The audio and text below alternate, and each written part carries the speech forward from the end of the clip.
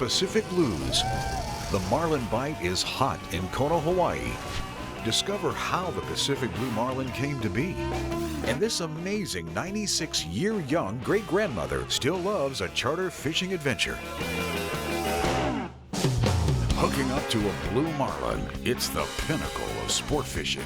Ever since novelist Ernest Hemingway captured our imagination some 60 years ago, man has been pursuing this amazing specimen of a fighting fish, a warrior with a built-in saber. You're about to enter the world of the Pacific blue marlin and discover the science, the stories, and the adrenaline that comes with fighting these apex predators. Because here in the Pacific, sooner or later, everyone wants to get the blues.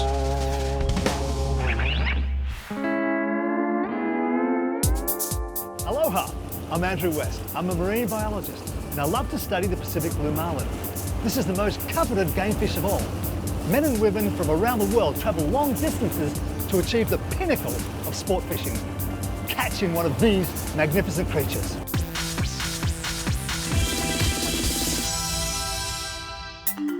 Humdinger sport fishing is trolling for Pacific blue marlin along Hawaii's Kona coast. It's been a couple of days since they've even seen a fish.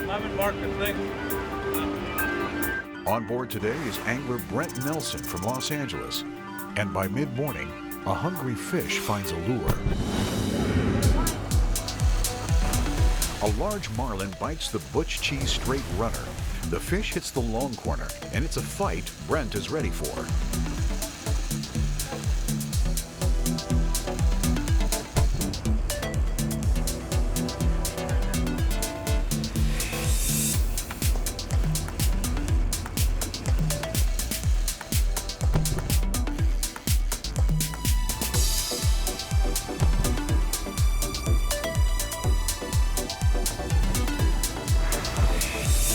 Finally, a 175-pound marlin gets to the back of the boat. This fish is big and healthy enough to get a satellite tag in it. Okay, that tag's in. And that's called game over. Right on.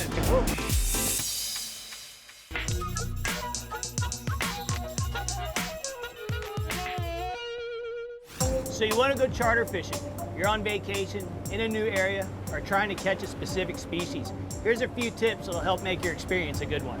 Do your research and ask lots of questions in advance so there's no surprises, such as how many people can go on the boat? Typically it's 6, but some boats are licensed for more. If you have kids, is the boat and type of game fish you'll be catching kid-friendly? Who provides food and beverages? Do I need a fishing license? And if so, does it cost extra? And how do I get one? Can I tag and release all my fish? Probably one of the biggest questions we get, can we keep our fish? These are all important questions, as each boat has its different policies. Making sure that you and your captain both understand what you're looking for in a charter makes all the difference in the world. Just remember, even the best captains don't catch fish every day.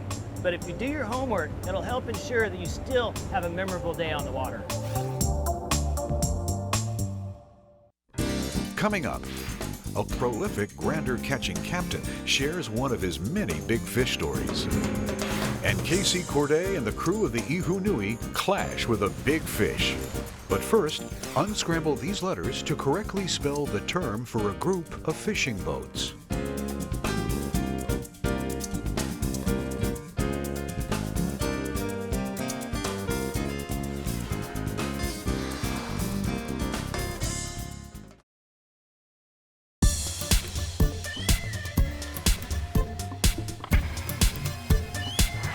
Made up of over 150 boats, Honokohau Harbor in Kona, Hawaii boasts one of the best of these in the world. A group of fishing boats called a fleet.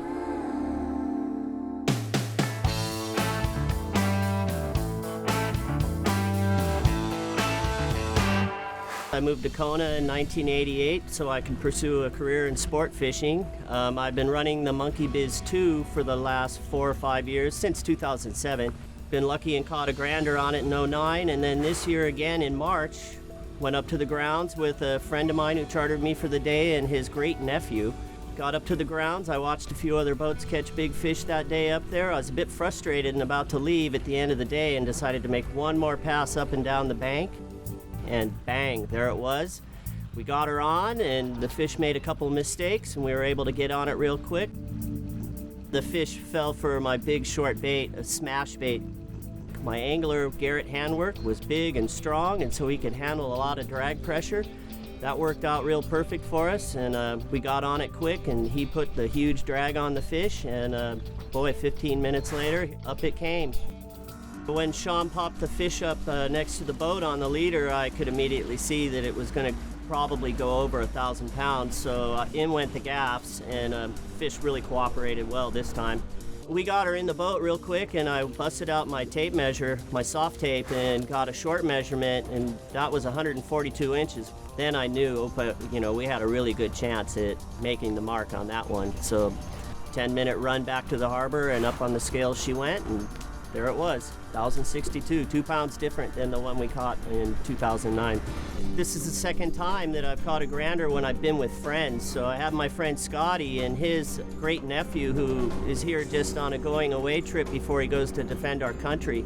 He's never blue marlin fished before. It was a dream of his, and he ends up first blue marlin is over 1,000 pounds.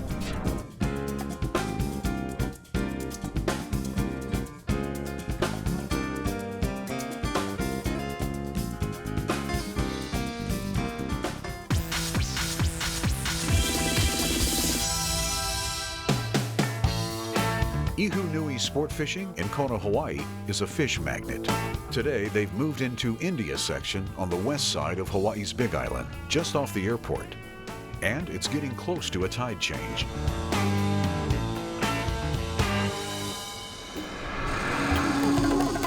A blue marlin chomps down on a purple softhead lure, a favorite of today's angler, Casey Corday. The fish hasn't jumped or come to the surface at all. They never do anything. So they have no idea how big it is. Casey's best strategy is to keep the line tight and keep reeling.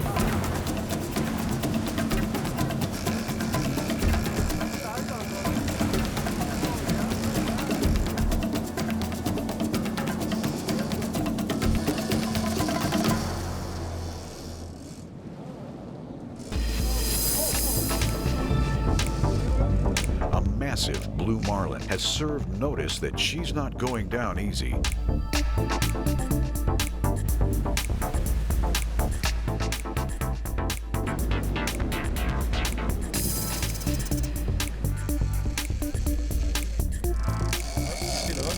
never see the whoop.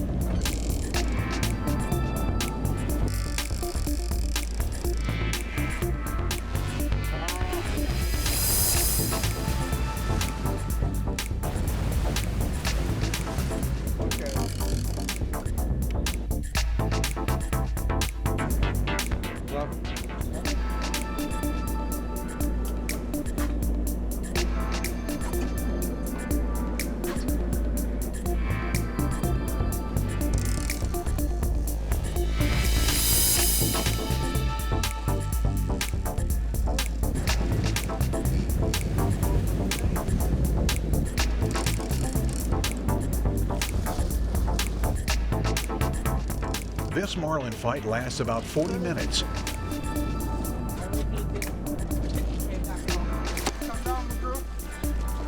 This is a massive fish, maybe a quarter of a ton. It's the biggest marlin boated today along the Kona coast. And the delicious smoked marlin, marlin jerky, and kajiki steaks from this fish will feed quite a few families. Back at the docks, it's a nice weigh-in. Just another day on the ocean for the Ihunui. Hawaii's Kona coast is one of the few ideal places in the world to fish with these magnificent creatures, and for many reasons. Perfect weather, calm ocean waters, and access to first-class captains, crews, and charter boats. Another reason, you stand a chance of catching a 1,000-pound marlin any time of the year within minutes of leaving the harbor. Coming up, Dr. Andrew West explains how the marlin we catch in Hawaii came to be known as Pacific Blue Marlin. And this amazing 96-year-young great-grandmother proves age is just a number. But first, your Pacific Blues word scramble. Unscramble these letters to reveal an action you see in bowling, baseball, and sport fishing.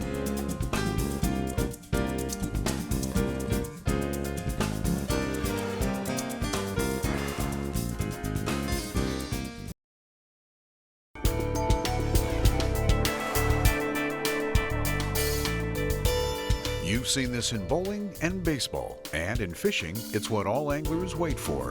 When a fish hits your line, it's called a strike. It's a beautiful morning along Hawaii's Kona coast, and we're back on the Ihu Nui.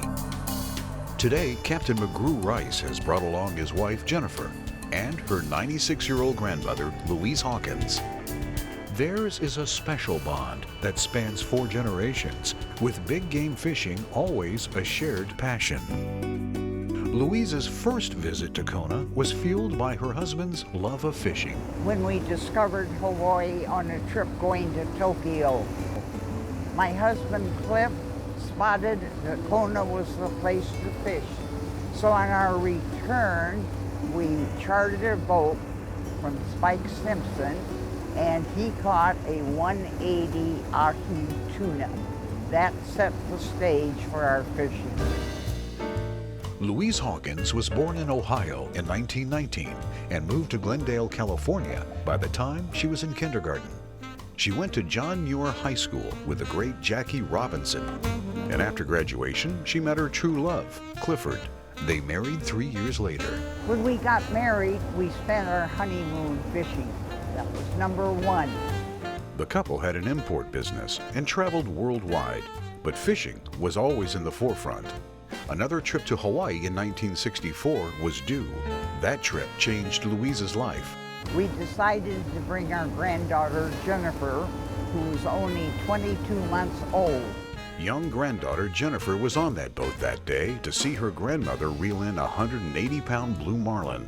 But all of a sudden, I had my first marlin in Kona. And they were hooked. After fishing around the Pacific for a few years, Kona, Hawaii became their second home in 1969. So they bought a fishing boat. There was not that many boats to go fishing on. In fact, there was only 3 in the harbor at that time. Before long, Louise was setting some light tackle world records. When I started fishing for world records, I realized that if it was a big fish, I had to be the one in the chair. She set 4 of them, including one she still holds today after 30 years, a 40-pound spearfish on 16-pound test. Louise's granddaughter Jennifer is now a realtor in Kona and attributes her quality of life to her family, her husband, and also grandma. I always did all the women's tournaments with her and tagged along everywhere she went, and she was just an amazing influence to watch her fight those fish, and it was just really exciting for me. So she was a huge influence in my life. And also in the life of great-granddaughter Kyla, a 4th-generation Wahine angler. Fishing for women in our family is a tradition. Me being married to Jennifer and her grandmother Louise, also being into fishing just makes my life pretty full. If you haven't figured it out, it's a fishing family affair. Louise Hawkins, a lover of life, family, and big game fishing. I'm Louise Hawkins. I'm 96 years old. I'm a world angler. I have fished for 75 years of my life and love every moment of it.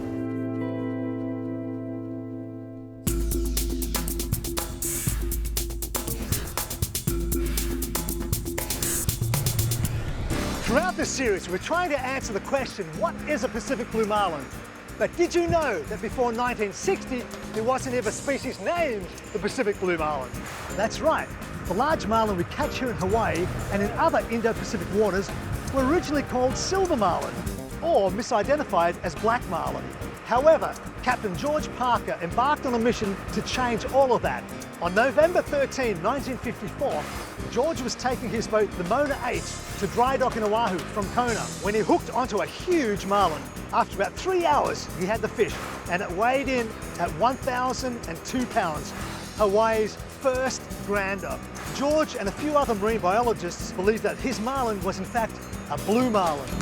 Finally, after 4.5 years, George Parker's 1,002-pound marlin, along with the majority of large marlin caught here in Kona, were recognized to be Pacific blue marlin.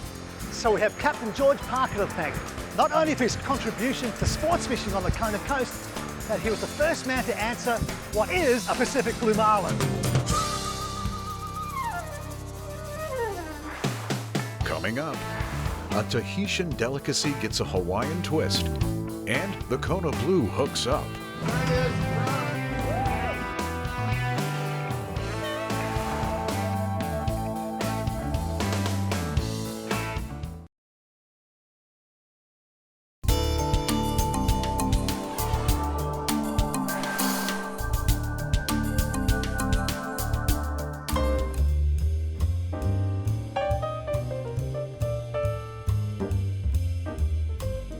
Aloha! Mahi is a sweet white fish, ideal for making poisson cru. Today, I'm going to show you how to make this classic Tahitian dish with my own twist. Let's start by chopping our vegetables. First, I'm going to get our onion prepared. We'll do it a fine dice. Next, I'm going to chop my pepper. I don't want the chunks too big, so I'm going to slice it a little bit thinner, kind of like a julienne style, so I can get a nice small dice. Next, I'm going to work on my hot peppers. These are Hawaiian chili peppers that I grow in my garden. Hot peppers, but not too hot. Gives it a little kick. I'm going to cut my tomato. I'm just going to do a large dice with my tomatoes. And next, we're going to chop our cilantro. This is a tropical fruit that we find locally here in Hawaii. The rambutan will help sweeten our poisson cru. Let's cube our mahi-mahi. Mahi-mahi is popular because of its sweet white flesh. It's also known as dolphin fish or dorado. Let's combine our ingredients together. We're going to add the tomatoes,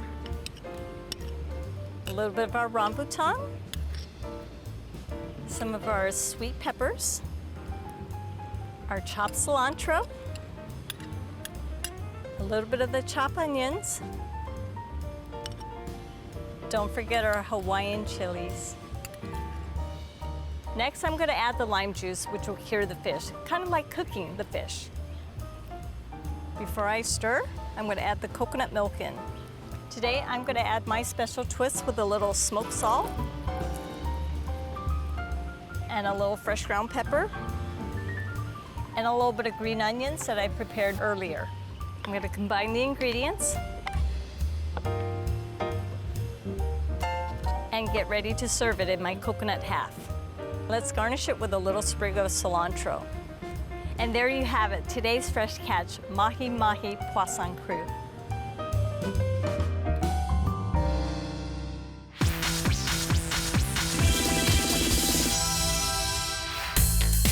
It's day 4 of a 5-day Blue Marlin tournament, and the spirits on Kona Blue sport fishing are high. We got Donnie on board. We're going to get a big one today.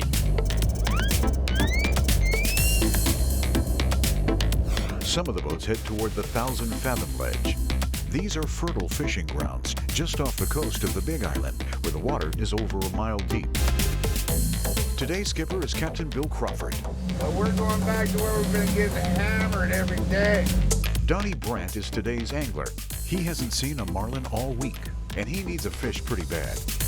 For the past few days, the Kona Blue has been hot in this area, and our angler wants a piece of it. Just 90 minutes after start fishing, there's a strike. Finally, Donnie's in the chair, and here's where the fun begins.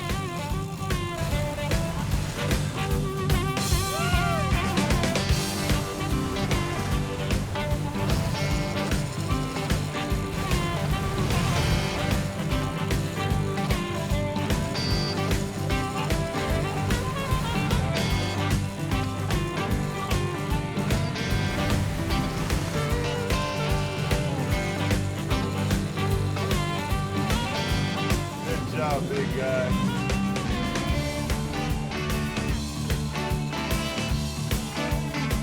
David Crawford grabs the leader, and Mike Dacko has the tag stick. This is a nice sized fish today, so they'll give it a satellite tag and release it in an effort to preserve and study the species. No more goose egg for Donnie. Donnie got one. Makes life a lot easier right there. Everything felt right. My crew was behind me. BC up there on the bridge. How could you go wrong? Good feeling, good way to start the day. That's all I got to say about that.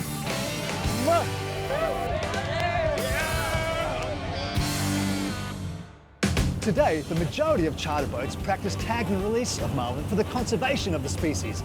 We can now take that a step further with advanced satellite tags that monitor their migration, their swim depth, and so much more. And I'm proud to say that the worldwide effort to study and protect these creatures is growing rapidly. Thanks for watching Pacific Blues, our way of introducing you to the world of blue marlin. Till next time, aloha.